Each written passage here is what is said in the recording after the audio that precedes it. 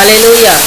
யோவான் எழுதின சுவிசேஷம் 20ஆம் அதிகாரம் 29வது வசனத்தை நாம் வாசிக்கும்போது, அதற்கு இயேசு, தோமாவே, நீ என்னை கண்டதினால் விசுவாசித்தாய், காணாதிருந்து விசுவாசிக்கிறவர்கள் பாக்கியவான்கள் என்றார்.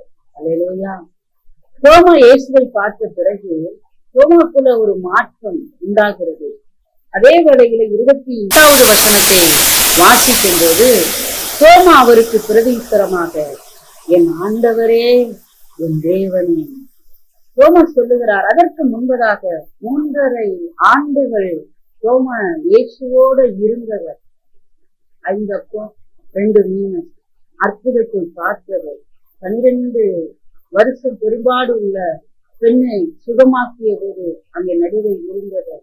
12 வயது தலித்தாகுமி என்று சொல்லும் போது, அந்த சிறு பெண்ணை உயிரோடு எழுப்பும் போது அவர்கள் அங்கு இருந்தவர்கள் அல்லது கேட்டவர்கள். அல்லேலூயா. இப்படி பல அற்புதத்தையும் அதிசயத்தையும் கண்ணார கண்டவர்கள். அல்லேலூயா. இயேசு செய்த அற்புதத்தை கண்டவர்கள், இயேசுவை கண்டவர்கள். அல்லேலூயா. இன்றைக்கு இயேசு யார் என்று சொல்லி நம்ம பார்க்கும்போது, ஆண்டவருடைய கிருபை என்பது வார்த்தை தான் இயேசு. அல்லேலூயா. அந்த வார்த்தையாகி இயேசுவை இன்றைக்கு நாம் கண்டு கழித்து அல்லது நம்பி அற்புதத்தை அதிசயத்தை நாம் பெற்றுக் கொள்ளுகிறோம், உணர்வு அடைகிறோம். நம்முடைய ஆண்டவருடைய கிருபை என்பது ஆவிக்குரிய வாழ்க்கையில ஒரு முன்னேற்றம் அடைகிறது. ஆனால் தோமா அப்படிப்பட்டவர் அல்ல. 3.5 ஆண்டு இயேசுவோட கூட இருந்தவர். ஆனால் மற்ற சீடர்கள் அவரிடத்துல சொல்லும் போது, நாங்கள் இயேசுவை பார்த்தோம், இயேசு வந்தார் என்று சொல்லும் போது நீங்கள் கிடைக்குகிறீர்கள் என்று சொல்லி சீடர்களுடைய வார்த்தையை நம்பவே இல்லை.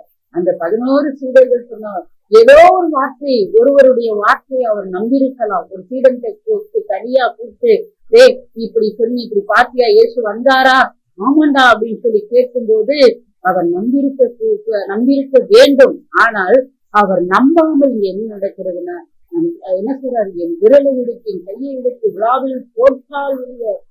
அப்ப தோமாவுடைய இருதயத்தை பாருங்கள். அவருடைய இருதயம் கடினமாக இருக்கிறது. 10-11 தான் அவர் இருந்தார். அல்லேலூயா. பிரியமானவர்களே, அப்படி நம்மை வாழ்வதற்கு நம் தேவன் நம்மை அழைக்கவில்லை. நமக்கு சமாதானத்தை கொண்டு பண்ணும்படியாக, சமாதானத்தை கொடுக்கும்படியாக அல்லது நமக்கு சமாதானத்தை பெற்றுக் கொள்ளும்படியாக தான் தேவன் உங்களை தெரிந்து கொண்டிருக்கிறார். பிள்ளை நிமித்த சமாதானம் இல்லையா? கணவன் நிமித்த சமாதானம் இல்லையா? மனைவி நிமித்தம் சமாதானம் இல்லையா? வேலையின் நிமித்தம் சமாதானம் இல்லையா? உங்களுக்கு சமாதானத்தை கொடுக்கத்தான் என் தேவன் இன்றைக்கு பேசிக் கொண்டிருக்கிறார். கடந்த நாட்களை விட்டு கழித்து விடுங்கள். கடந்த நாட்களை பற்றி இனி பேச வேண்டாம், அதை மறந்து விடுங்கள். புதிதாக ஒரு அனுபவத்தை நாம் பெற்றுக் கொள்வோம். மறந்து போய் விடுங்கள். பழையவைகள் எல்லாம் ஒளியேற்றும், எல்லாம் புதிதாக மாறட்டும். உங்கள் இருதயம் இன்றைக்கு இந்த சத்தியத்தை கேட்கிறீர்கள் அல்லவா? பிரியமானவர்களே, தேவன் உங்களை காத்து சொல்லுகிறார், பிரியமானவர்கள் என்று தேவன் உங்களை காத்து சொல்லுகிறார். உங்களுக்கு சமாதானத்தை கொடுக்கும்படியாக தேவன் விரும்புகிறார். அல்லேலூயா. உங்களுக்கு சமாதானம். அதனால்தான் தேவன் சொல்லுகிறார். 29வது வசனத்தை மீண்டும் ஒரு முறை நாம் வாசித்தோம். அதற்கு இயேசு, தோமாவே, நீ என்னை கண்டதினால் விசுவாசிக்கிறாய். அல்லேலூயா. இன்னைக்கு தோமாவை இயேசுவை பார்த்து என்ன செய்யறாருன்னு, நீ என்னை கண்டதினால விசுவாசிக்கிறாப்பா, ஆனா காணாதிருந்தோம். நம்மளை பார்த்து சொல்றாருங்க, உங்களை பார்த்து சொல்றாருங்க, என்னை காணாதிருந்தோம். இயேசுதான் ஜீவனுள்ள தேவன், இயேசுதான் எனக்காக யாவற்றையும் செய்கிறவர், இயேசுதான் வழியும் சத்தியமும் ஜீவனும் என்று சுவிசேஷம் அறிவிக்கப்படும் போது அந்த வார்த்தையை அவர்கள் கேட்கிறார்கள் அல்லவா, ஏற்றுக்கொள்ளுகிறார்கள் அல்லவா, அவர்கள்தாப்பா உண்மையான பாக்கியவான்கள். நீ என்னை கண்டதினால ஆண்டவரே என் தேவன் என்று சொல்லுகிறாய், ஆனால் காணாதிருந்து விசுவாசிக்கிறவர்கள் பாக்கியவான்கள் என்று சொல்லுகிறார். அதனால்தான் பிரியமானவர்களே, 20ஆம் யோவான் எழுதின சுவிசேஷம் 20ஆம் அதிகாரத்துல 19வது வசனத்தில தேவன் தெளிவாக 19லையும் 26வது வசனத்திலும் தேவன் எழுதுகிறார், உங்களுக்கு சமாதானம்.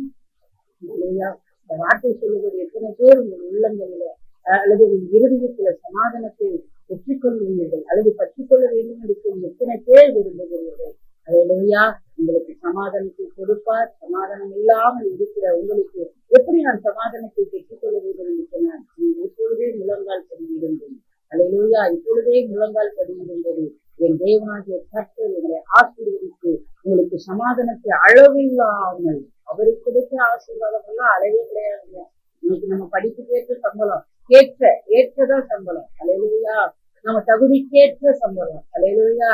ஆனால் ஆண்டவருடைய கிருபையின்படி நமக்கு அளவில்லாத தேவன் அளவில்லாத ஆசீர்வாதத்தை கொடுப்பதற்காகவே உங்களை தெரிந்திருக்கிறார். இன்றைக்கு கத்திரிக்காய் கடையில போய் கத்திரிக்காய் வாங்கலாம், ட்ரெஸ் கடையில போய் ட்ரெஸ்ஸை வாங்கலாம், மீன் கடையில போய் மீனை வாங்கலாம். ஆனால் எந்த கடையில் ஆகிலும் சமாதானத்தை விற்கிறார்களா அல்லது சமாதானத்தை இவ்வளவுக்கு விற்கிறோம் என்று சொல்லுகிறார்களா? அது எவ்வளவு பெரிய கடை என்று சொன்னாலும், எவ்வளவு பெரிய பணக்காரர் இந்த அவர்களிடத்துல நம்ம போய் கேட்கிறோமானால் நமக்கு சமாதானமே இல்லை. அவர்களிடத்தில் பொண்ணும் வைடூரியம் நிறைய எக்கச்சக்கமாக இருக்கும். ஆனால் அவர்களிடத்தில் நம்ம கேட்டோம்னா சமாதானம் இல்லை என்று சொல்றார். இந்த சமாதானத்தை பெற்றுக் கொள்ளும்படியாக தேவனிடத்தில் வாருங்கள். கர்த்தராகிய தேவன் உங்களை ஆசீர்வதிப்பாராக. ஜெபிப்போம். ஆமென்.